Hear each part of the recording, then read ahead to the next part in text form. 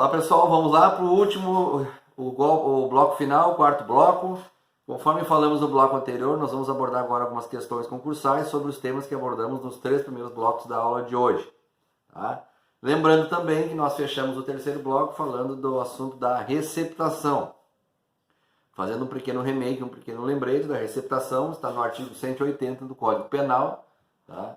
Que trata dos casos específicos onde se adquire, recebe, transporte, conduz, oculta, em proveito próprio ou alheio, coisas que são oriundos ou objetos frutos de crime. Tá? Lembrando que a receptação se divide em própria e imprópria, como eu falei antes, que ela pode ser culposa quando a pessoa não sabe que está comprando algo que é fruto de roubo, de furto, mas que ela poderia também, em caso do preço ser muito pequeno, desconfiar. Né? Estamos diante, nesse caso, de uma receptação culposa. Então, só para lembrar desse contexto que falamos antes no bloco terceiro. Bom, eu trago para vocês 4 questões concursais sobre os temas que trabalhamos na aula de hoje. E vamos abordá-los um a um. Tá? A primeira questão a ser trabalhada trata da questão da usurpação, que nós analisamos lá no bloco 1 da aula. Né? A chamada da questão é a seguinte: no que tange o crime de usurpação, é incorreto afirmar que. Então nós temos que achar qual questão está incorreta e por quê. A assertiva A diz o seguinte, no contexto de usurpação, obviamente. A assertiva A, alteração de limites. No contexto da usurpação, é quando é suprimir ou deslocar tapume, marco ou qualquer outro sinal indicativo de linha divisória para apropriar-se do todo ou em parte de coisa imóvel alheia. A alteração de limites é quando tu muda a cerca de uma propriedade, quando tu bota um tapume numa parte que não te pertence, ou qualquer algo do gênero. Portanto, a assertiva A está totalmente correta. Assertiva B, usurpação de águas. Usurpação de águas, naqueles casos onde se desvia na fonte de água, se represa a água para passar para outro lugar.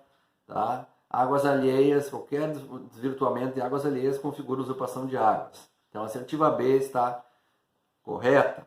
Assertiva C, esbulho possessório, no contexto da usurpação.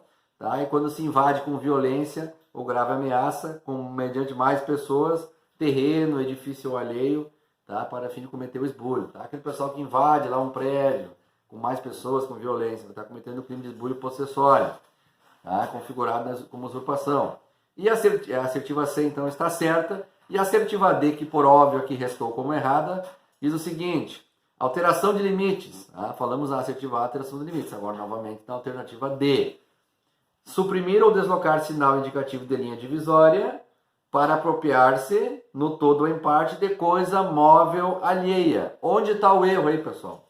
Não existe alteração de limites em coisa móvel.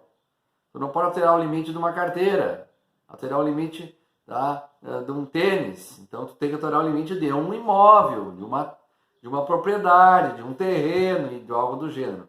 Portanto, a assertiva a ser marcada como errada é a assertiva D, porque ela diz que a alteração de limites se refere a suprimir ou deslocar a coisa móvel alheia. Não, é coisa imóvel alheia.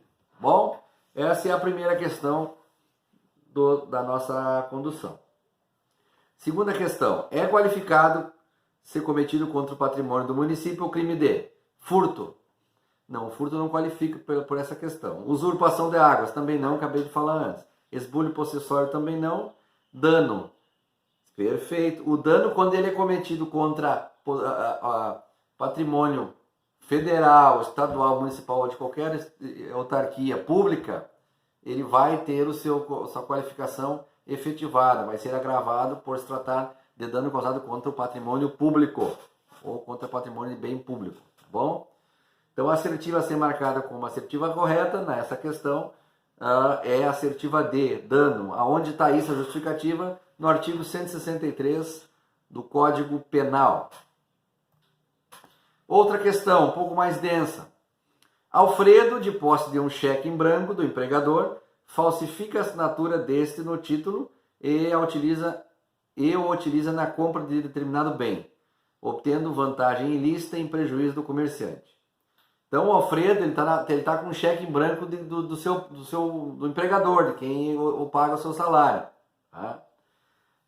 Ele falsifica a assinatura desse cheque utiliza para comprar uma moto, por exemplo. Tá? E ele obtém a vantagem, obtém a vantagem, ele adquire a moto e fica com ela. Então, nesse caso, tá? Segundo o entendimento oficial, o Alfredo vai responder por o quê? Falsificação de documento público, estelionato em concurso formal? Não, porque ele não está falsificando documento público. O cheque não é um cheque público, é um cheque privado, um cheque de uma pessoa física. Assertiva A, então não é essa. Assertiva B, estelionato apenas. Correto? Ele está praticando o crime de estelionato, pura e simplesmente. Assertiva a ser marcada como a correta, então é a B. Mas vamos ver porque a C, D e E estão erradas. A C, falsificação do documento público, estelionato em concurso material. Também não, acabei de explicar antes na A. A D, estelionato e falsificação do documento particular em concurso formal. Não houve o concurso formal, por isso não se configura a questão do documento particular. E a assertiva E, falsificação do documento público apenas, muito menos. Tá? Então fica claro e evidente, salta aos olhos, que o caso, a assertiva a ser marcada aqui como assertiva correta é a letra B, estelionato apenas, aonde está a justificativa disso? Artigo 171, tá? Do Código Penal. Última questão que trata da receptação, também um pouco densa, mas de boa interpretação, diz o seguinte: com relação ao crime de receptação, assinale a alternativa incorreta. Ele está nos pedindo a alternativa incorreta. A assertiva A diz o seguinte: ocorre a receptação, por óbvio, ocorre quando o sujeito adquirir, receber, transportar, conduzir ou ocultar em proveito próprio ou alheio coisa que sabe ser produto de crime. Está correta, isso se configura a receptação. Então, a assertiva A está correta. Assertiva B. A receptação dolosa própria ocorre quando o sujeito adquire, recebe ou oculta coisa que não sabe ser produto de crime. Tá? Ou está errada por quê? Porque, na verdade, a receptação dolosa, quando a gente fala em dolo, a gente sempre tem que lembrar que estamos falando da vontade de delinquir, da vontade de cometer o crime. Então, quando a assertiva nos traz a seguinte redação: a receptação dolosa própria ocorre quando o sujeito adquire, recebe, oculta coisa que não sabe ser produto de crime, está redondamente errada. Ele recebe sabendo que é produto de crime. Tá? Então, a assertiva a ser marcada nessa questão como errada é a assertiva B.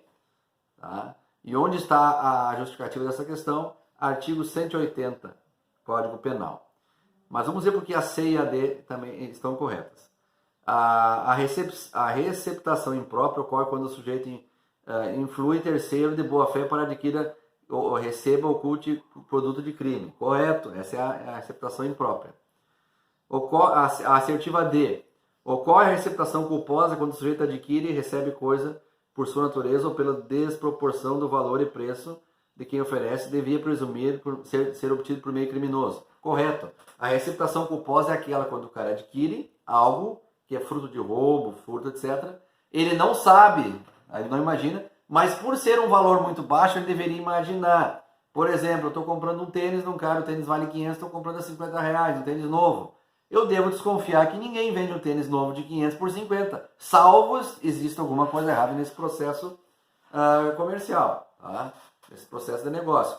Portanto, nós estamos diante de um caso configurado de receptação culposa. Portanto, a assertiva A, C e D estão certas, e a assertiva a ser marcada como errada, que é a que a chamada da questão pede, é a assertiva B. Tá, pessoal? Pessoal, fechamos a aula de hoje. Tá? Espero que vocês tenham conseguido ter uma boa compreensão sobre o conteúdo abordado, fazendo uma referência básica e um lembrete sobre o que abordamos na aula de hoje, num contexto obviamente mais geral, né? Nós fechamos a condução falando principalmente, iniciamos a condução falando da usurpação, falamos dos detalhes da usurpação, falamos do dano, tá? Explicitando a questão do dano e suas opções, falamos da questão da apropriação indébita, tá?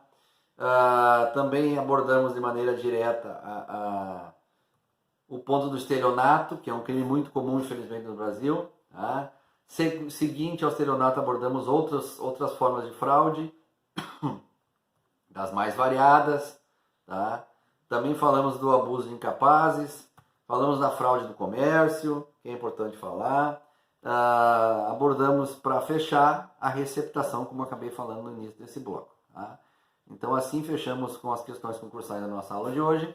Espero que tenham todos conseguido obter proveito das videoaulas. Espero que tenha conseguido contribuir com vocês de alguma maneira. Me coloco à disposição, fico à disposição para o que for preciso. Um grande abraço e até a próxima aula.